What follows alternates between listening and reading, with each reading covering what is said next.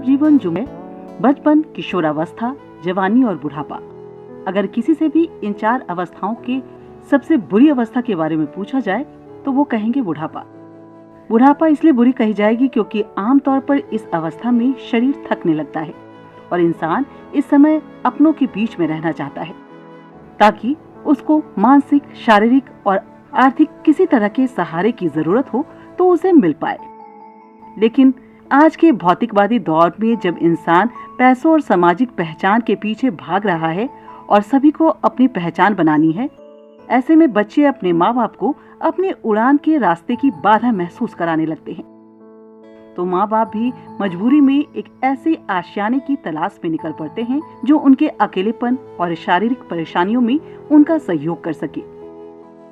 बुढ़ापे की इसी जरूरत को पूरा करने का इन दिनों जरिया बन गया है ओल्ड एज होम या फिर वृद्धाश्रम।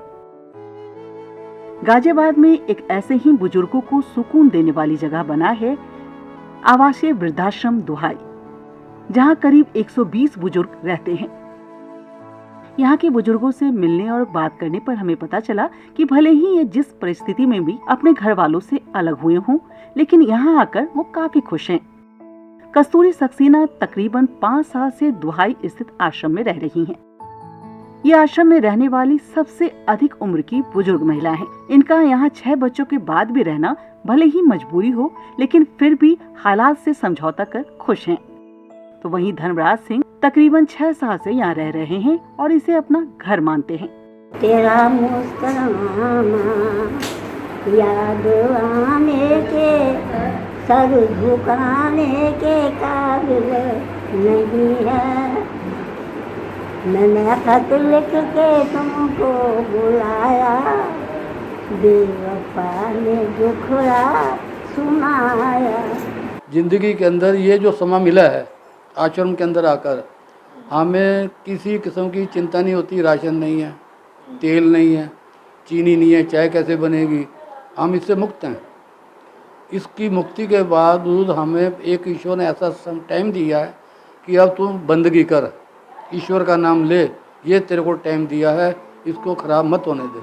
वहीं इन्हें इस तरह का खुशनुमा माहौल देने वाली आश्रम की अधीक्षिका इंद्रेश भी इन सभी 120 माता पिता के साथ इतने खुश हैं कि अपने परिवार से ज्यादा वक्त वो इन्हें देती हैं और ये सभी वृद्धजन इन पर अपने बच्चों के हिस्से का भी प्यार लुटाते हैं।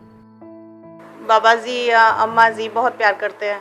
कभी त्योहार पे भी मुझे घर नहीं जाने देते, जबकि मेरा भरा पूरा परिवार है ससुराल में। मेरे हस्बैंड भी मेरे से दूर रहते हैं, लेकिन कभी त्योहारों पे भी मैं अपने घर नहीं जाती, मैं इन्हीं लोगों के साथ त्योहार मनाती हूँ। वृद्धजन दिवस पर इस रिपोर्ट के माध्यम से हम अपने सभी बुजुर्गों से यही अपील करते हैं कि वो भी अपनी खुशियों का सही ठिकाना ढूंढें। प्यार, सम्मान, शांति और सहयोग जहाँ मिले उसे ही अपना आश्रय बनाएं। क्या हुआ जो आपके खून के रिश्ते आपका साथ नहीं दे रहे, तो प्यार के रिश्ते का एक नया जहां बनाइए जो हर परिस्थिति में आपका साथ निभाएंगे। Bureau report, ETV Bharat.